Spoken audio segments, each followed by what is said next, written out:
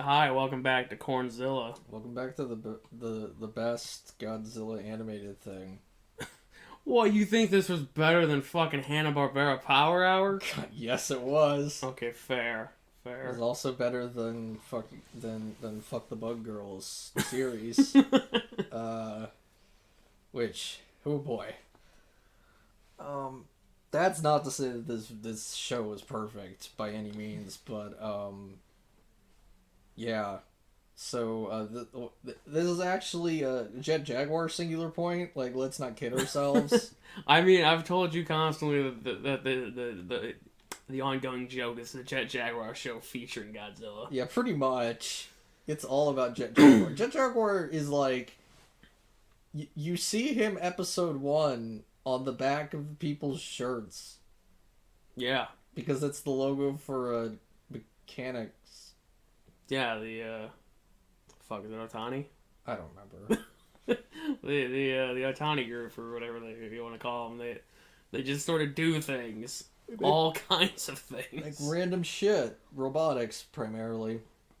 Maybe they'll come and wire up your house. Who knows? Well, they did like wiring work on some random in some random fucking mansion with a light that beeps. Yeah, whenever a signal happens or some shit like that, consult the manual. Consult the manual. The manual says to call these people because I guess they did some work. Yeah, yeah. This manual was written like 60 years ago. And we have to listen to a guy talk about how the future is set and that they're gonna have Rodan burgers. I don't know how he pulled that out of his ass. Well, he just said that they were gonna have something new, like there was gonna be a shortage of fish, so the place that they normally go to would have to like make something new that's not fish or whatever. I could have sworn he said Rodan burgers.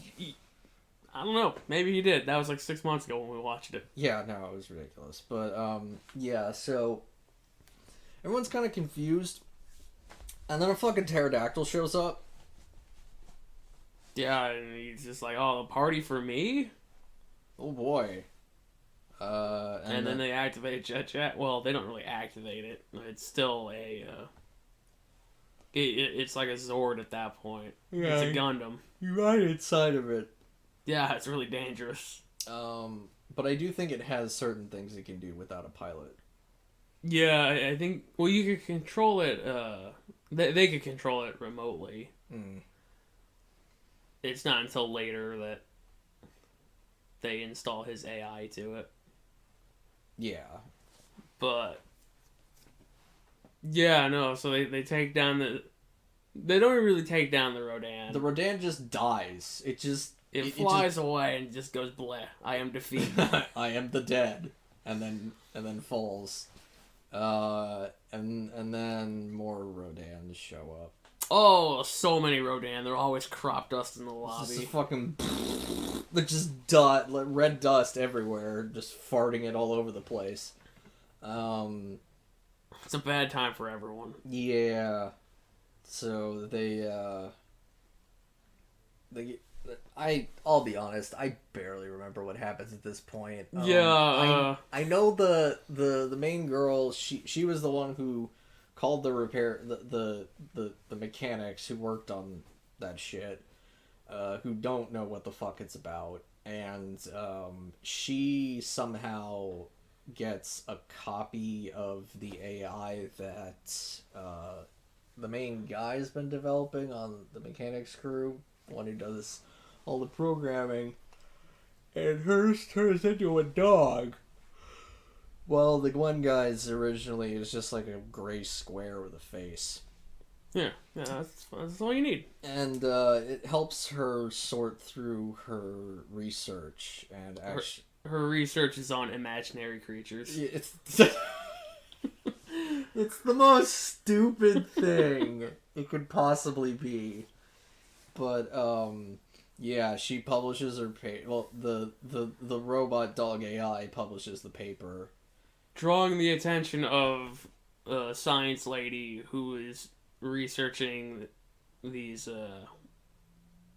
theoretical particles called archetype. Yeah, they have a property of being bullshit. Yes, according to the show, they put a series of them and fire a laser through them, and it just keeps going and going until they explode. And the reasoning is that it's using constructive interference with photons from the past, future, whatever. It's pulling light from the future, and that's where the energy comes from. Yeah, it's horseshit. But like the thing is that the show is pulling a lot of stuff from real theories in physics. I recognized a bunch of it. Like it's coming to conclusions that are like they're basically proven to be impossible. Reaching into the future or into the past, like reversing the flow of time, is mathematically impossible. It requires an infinite amount of energy to do it. So wouldn't work. There is, though, a place where space and time invert in terms of their relation to you, but that's within the that is within the event horizon of a black hole, and that does not help. No, because you can't get out of that. So it doesn't. That's the one place where you can see that it requires, like, in order to escape the event horizon of a black hole, you have to go faster than the speed of light, which requires an infinite amount of energy because you have mass and therefore cannot be accelerated to the speed of light. Because the amount of energy increases as you approach it. And as long as you have mass, you can't reach it, and you cannot exceed it. And if you cannot exceed it, then you cannot escape the event horizon. Thus... just sweep the legs. Yeah, yeah, well, that's not really going to work in this case, considering the black hole might be dimensionless. But, yeah. It's got legs somewhere. No, they're long since gone. But, yeah, so... Cutting back to the mechanic storyline. Basically, it's a bunch of bullshit that sounds really smart because it's pulling on things that exist. But... Well, it was written by a scientist. Cool. Some sort of professor. Had a hand in this. It wouldn't surprise me. Like I said, it's there's a lot of real theories going on that I recognize because I delve into quantum mechanics. And I recognize stuff, and it's kind of cool. But yeah, where were you going? Oh, I was going to go back to the mechanic storyline where they are now called... No, shit, they're not called in for that yet. They're still dealing with Rodans, and they come up with a plan to use radio waves to lure the Rodans away, except there's like 1,000 of them now. Yeah, it's a bad time. And they end up saving like 6 people from a horde of them in a bus. And then all the Rodans just die off. Well, you forgot the best part about how they did it. Or how they tried I didn't forget, I just didn't say it. Yeah, no, he used the AI to figure out where to puncture holes in a plastic bottle to make a frequency of sound that will attract the Rodans. Basically, make a Rodan call. Which is brilliant, because that would work. That's real. That can happen. I was like, that's actually really cool and really practical, and I really like that. It will not continue to hit on those notes. Yeah, so that was really cool. And then I think at that point we enter the Angerus arc. Yeah. Because all the Rodans, they're like, we're gonna get rid of all of them except for 100. Those are gonna be our test subjects. And then as they pull up to the where they got all the Rodan bodies, they notice one of them is missing. Yep. And it looks like it's been dragged over a wall. Or through a bush or something like that. Well, initially I thought it just got up and left. But yeah, no, something decided to munch on it. And that thing... Yeah, that's a baby Angerus. who becomes a slightly bigger Anguirus, who can read the future. The coolest Anguirus has ever been, and yet it's somehow still lame. It can use its spines or whatever to redirect ricochet bullets. And it, like, wiggles them around because it can see the future. It's amazing. It's a thing, alright. I think the reveal for that was hilarious, because you're just like, okay, what's going on here? It's cool that it can ricochet, but... How the you say it sees the future. It's a real leap, but, like, you have to keep in mind that, like, by the time it heard the gunshot, it would be too late to be able to deflect the bullet, so it has to know the bullet is coming, and it has to know where the bullet's coming from. Although, to be honest, I feel like that's kind of bullshit when it's just like, maybe you just shot at the spines, dumbass. Maybe you just failed. No, it couldn't be that. No, Anguirus is an oracle. Yeah. Yeah, so they fucking absolutely annihilated with a harpoon gun.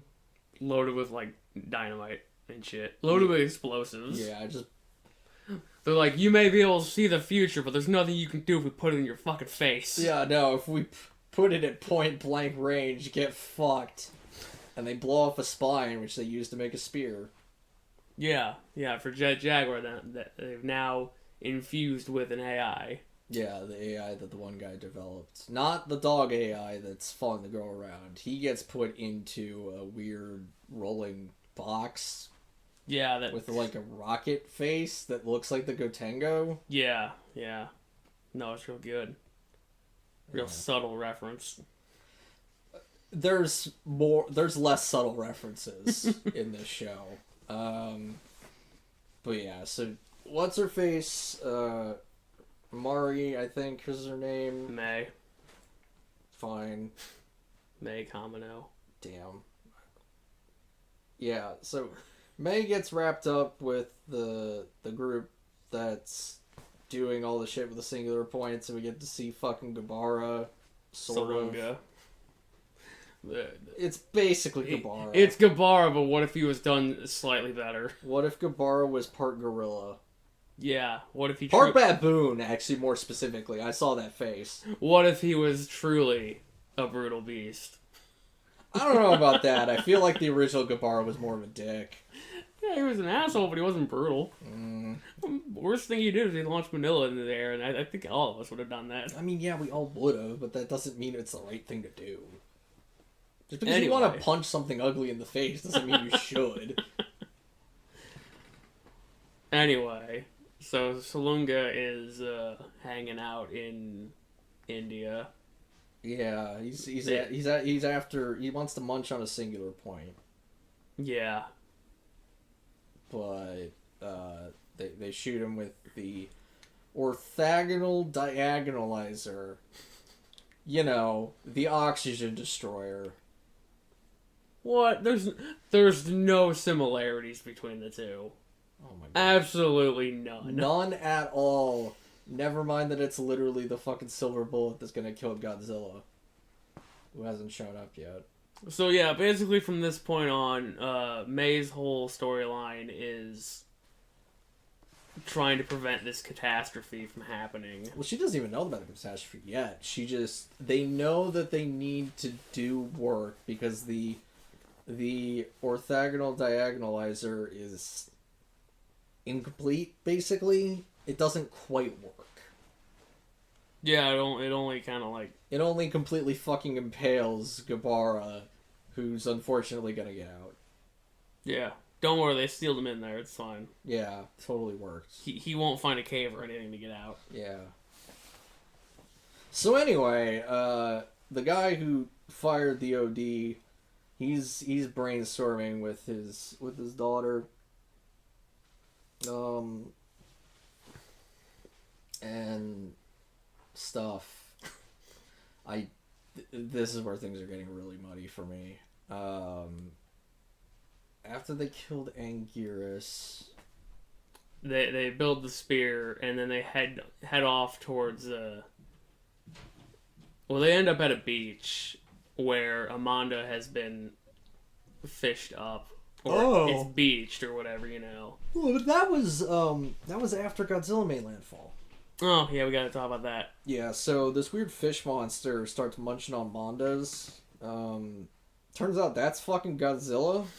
He only looks like Titanosaurus. It's fine. And flops onto shore, not quite Shin Godzilla style, but it ain't great. And yeah, and then he encases himself in bullshit. Well, at first he's like, he evolves and has legs, and he sort of looks like a Godzilla, but his eyes are like way too far forward, and his jaw's way too fucking long, and you're just staring at it, and you're like, you get a head-on shot, and there's just buck teeth. He looks like a fucking doof. And I'm just like, man, he better evolve into something better, because, like, this is bad. They basically, I don't remember, Godzilla basically, he creates freezing cold, and then fucking goes supernova, goes burning Godzilla, literally, and just blows everything the fuck up. And then it's Crystal Godzilla, not Space Godzilla. That's different. He's in a crystal cocoon, and he's goo inside. Yeah, it's real good. They drop a bunker buster on him, and like he takes the first one, and then the second one comes down. He's like, nah. He shoots out some gross ass tendrils. It just like grabs it and lets it explode in the goo. And they're just like, well, shit. Now what? Yep. And then we go to the beach where there's a beached Manda, and they're like, "You think it was sea roaches?" And they're like, "Sea roaches, but they won't." And they look over yonder, and there's one of the warehouses now covered in webs. Yeah. So they're like, well, let's go check it out. That'll be fun. Little do they know they're about to find Megalon, Kamunga, Hedorah hybrids. The Hedorah is just their blood. That's different. It's Megalon reimagined as a spider, but sometimes there's a Gigan in there. He's got the big sickles. They're like, how do we get? Okay, how do we get cameos for all the other monsters? We gotta speed run the cameos, and we know that like. Yeah, Jet Jaguar has to fight Megalon. Like that's gotta happen. And then and then he's gotta get double teamed by Megalon and Gigan.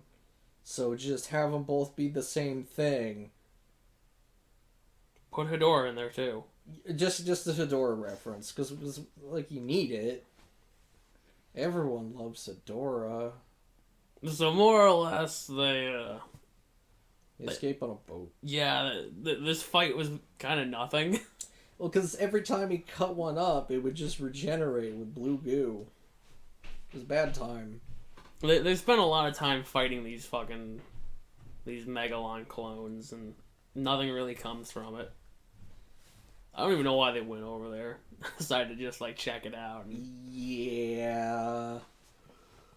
But anyway.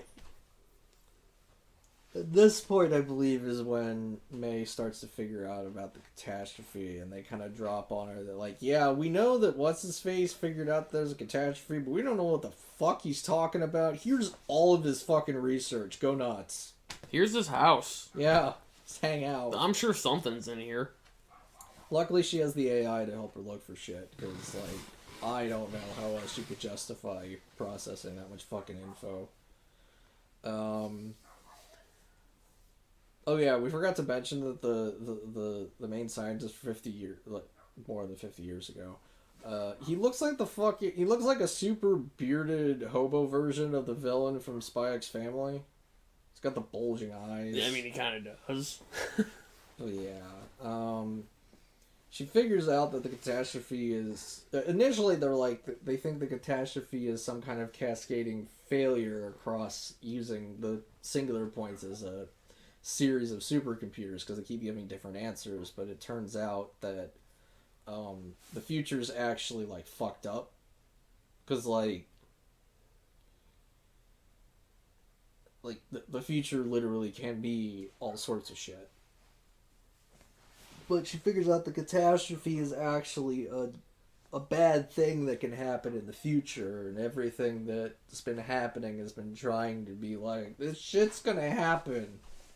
And there's a whole song that's encoded with all this fucking information. And it turns out it's a series of dates and times that were literally messages that were actually secretly a series of commands to upgrade Jet Jaguar.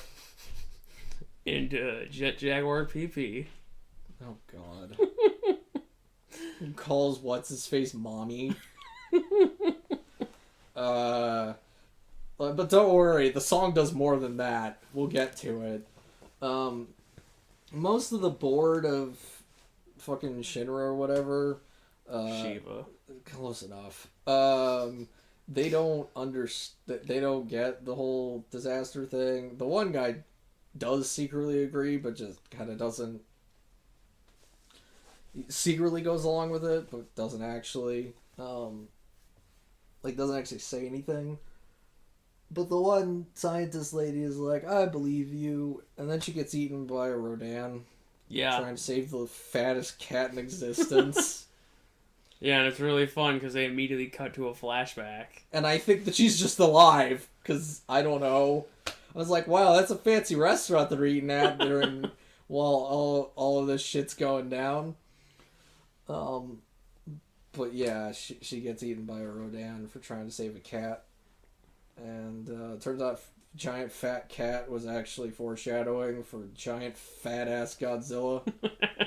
He's fucking wide and thick. Yeah, I said this earlier. He makes GMK Godzilla look like a twig. Oh no, he's fucking huge. And they don't linger on it too much, but every so often you get these ass shots and it's like, oh, that's the whole ass. That's the whole Godzilla ass. And then you're like, oh no, that's just one cheek. And it's just like, why? Oh, that's a thigh. And it keeps going as he walks past. And you're just like, oh my god. He's huge. Yeah, so basically they're waiting for the final message to come in, which is going to be somehow able to prevent the catastrophe. And they're thinking it's a code to activate the orthogonal diagonalizer.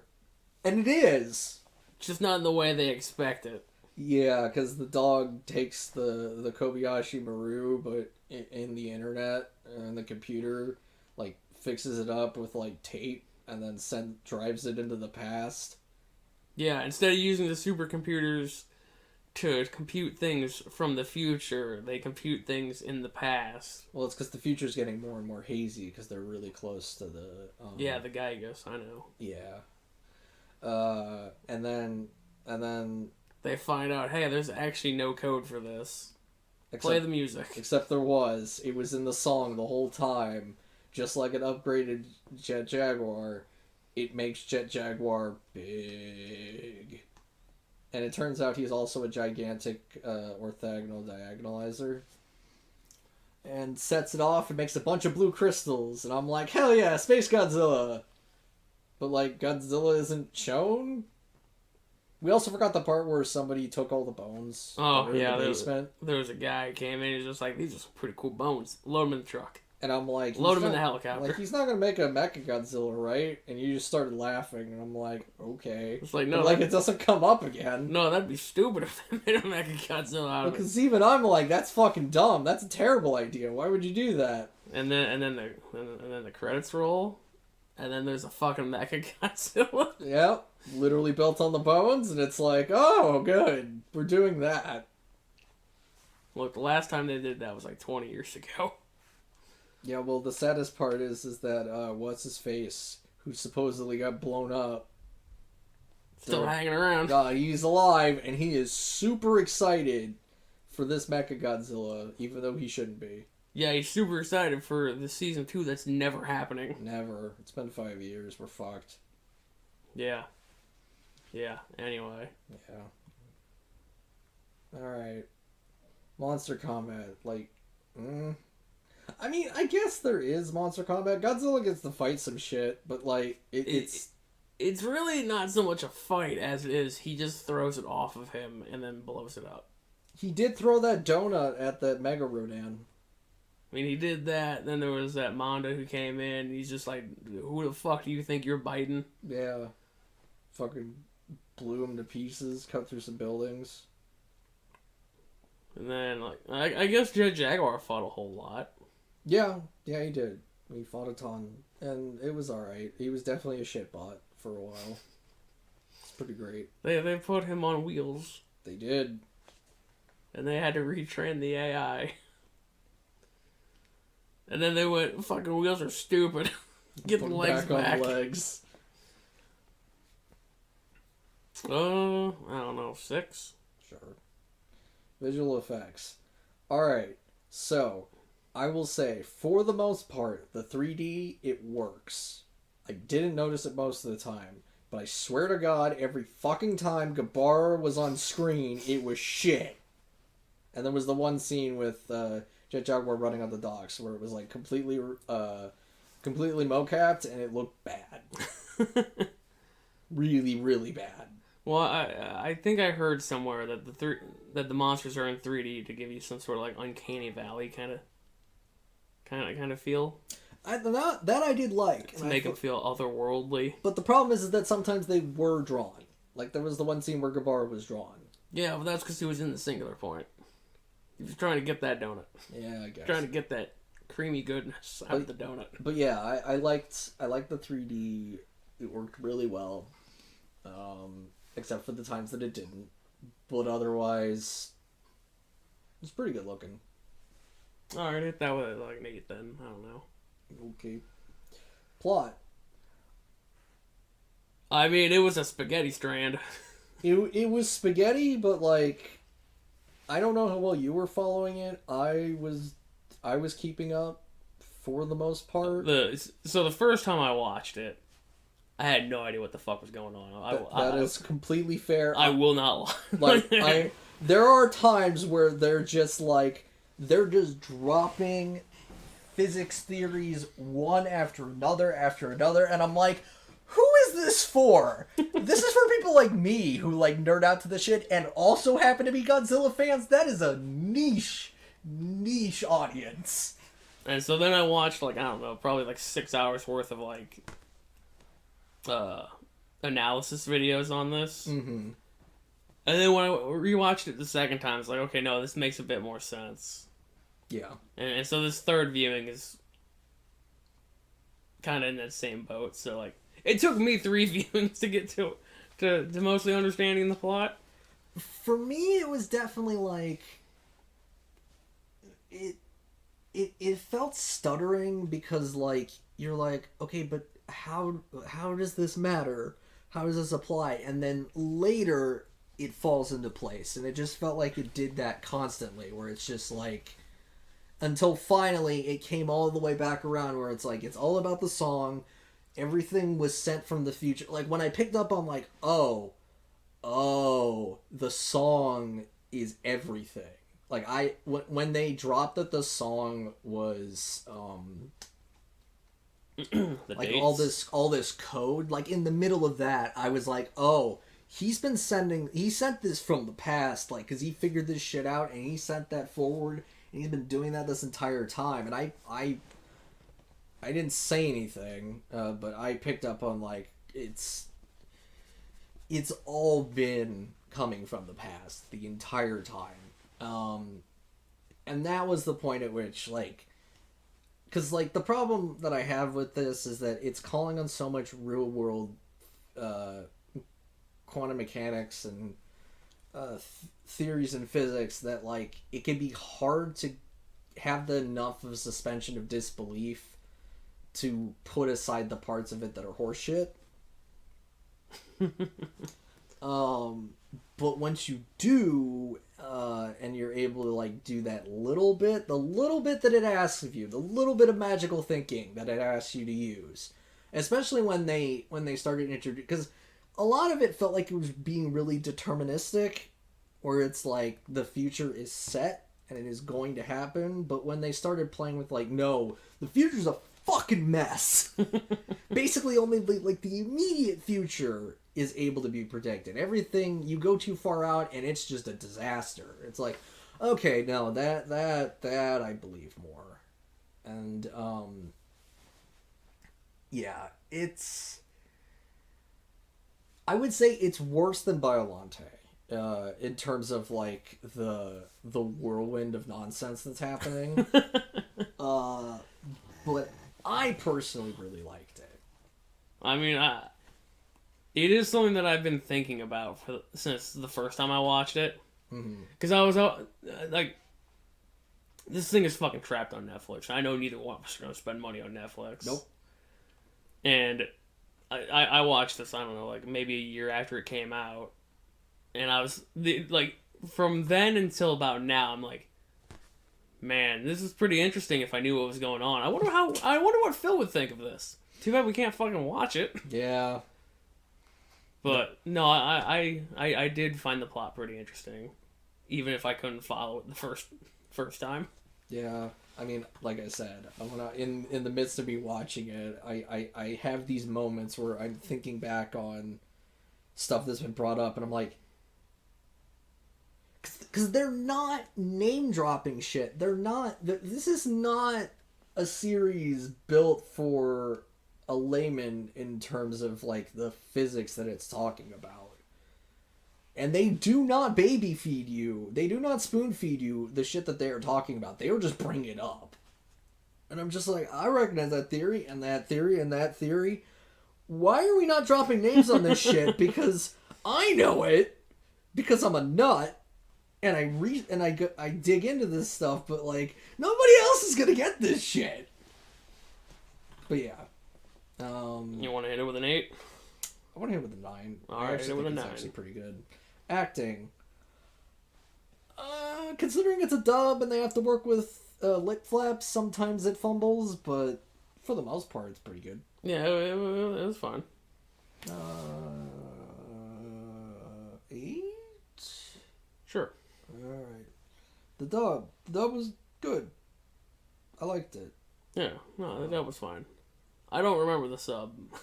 I think that's how I watched it the first time. Okay. And that might have added to my confusion. The fact that you would have to read some of that shit, yeah, it doesn't leave a lot of room in your brain. Because the one thing I've noticed when I watch a dub is I'm taking in the inflection of the Japanese dialogue mixed with reading the subtitles. Like, that doesn't leave a lot of your brain like bandwidth in your brain for anything else that it's demanding of you.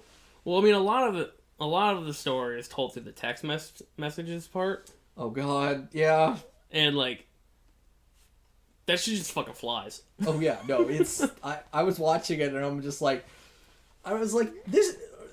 what they were dubbing over that, I'm like, that can't be verbatim. There was so much shit flying across their screens. It's nuts. But yeah, I put it 3. That's a rounded up 2.5. Yeah. Special mention.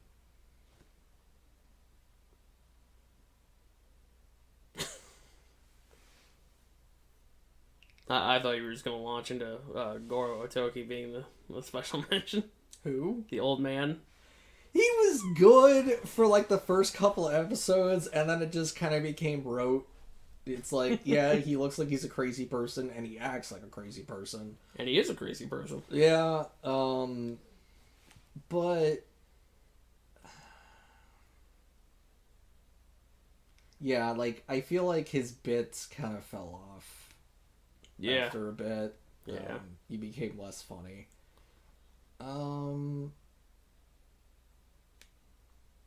What was the fucking dog AI called? Pelops 2. What? Pelops 2. Pelops? I think it's Pelops. Mm-hmm. Let me.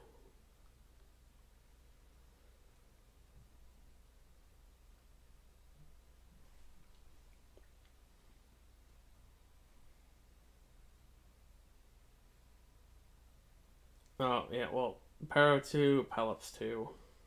Either or. Pelop. Pelops. Oh, it's clearly I don't know what PAL stands for, but it's operating system. Also known as Pero 2. Sure. I'm just telling you what his name was. But I think Pelops was. It's derived from the Japanese onomatopoeia pero, meaning licking. It may have also been chosen to echo the Spanish word for dog, perro. Sure. Just fucking calling up Spanish. But yeah, I would say Pelops was pretty great. I mean, he was pretty cool. He was great. Like turned to a boat captain. Went diving into the future. Washed up on shore. Yeah, that was pretty cool. Fucking piloted a boat. Fixed it with duct tape. Never did get to come out to the real world though. Yeah, no. He just got to be the weird box that also had a spine inside of it and arms. Yeah, no, it's fine. It's a library robot. I'm gonna have those in a couple of years. It's really unfortunate that it's Pelops 2 because that makes it seem like the number that I'm gonna give it is 2, and that makes it confusing. I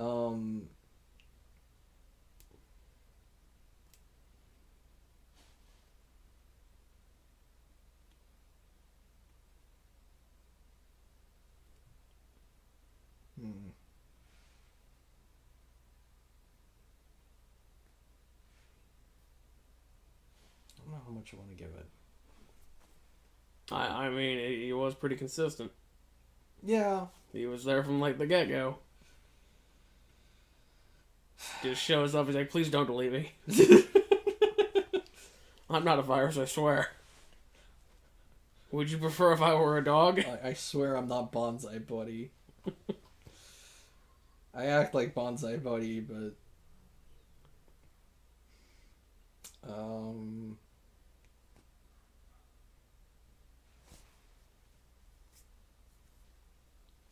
I'll go with a 4. That seems reasonable. Bonus points went up to 5?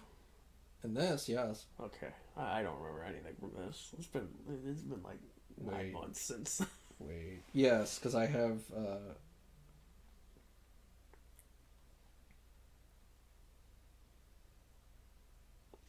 I'll find one.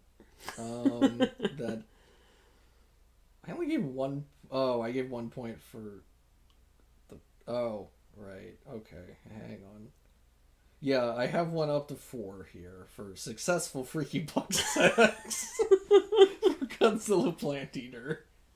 Because I fucking cheered out loud. So yeah, belly flops. Oh god, that's right. Anyway, we're looking at a total of 27,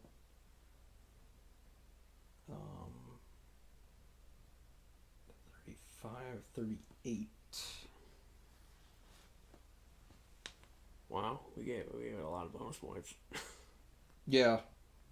I mean, I guess it was sitting on like 8s and 9s for like everything else. So. Yep.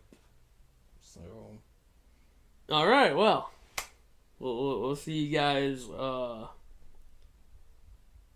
before Gamera at some point. I will upload that. And we've watched like 4 movies. Yeah, I know, and I haven't done anything with any of those. Mm-hmm. And then eventually Godzilla -2. What? Oh, you didn't know there's a sequel? I didn't know it was gonna be called -2. I don't think it's gonna be called -2. I mean, they definitely teased it. She had that scaly skin. She was turning into a scaly. Maybe Shin Godzilla 2. Mm. Maybe Godzilla X Kong Supernova when Space Godzilla is definitely not the main bad guy. What? The rumor is that Space Godzilla is going to be the bad guy of Supernova. Alright. I don't really want to see Space Godzilla again, but I know a guy who has a friend who's a big Space Godzilla fan. How? His movie sucks. I said the same thing. I'm like, Space Godzilla, the guy who got fucking bodied by Mogera? The movie was not good. But we'll see you for one of those, like, 4 things. I don't know. Maybe another poorly explained Ultraman. Who knows? Yeah, that'll happen.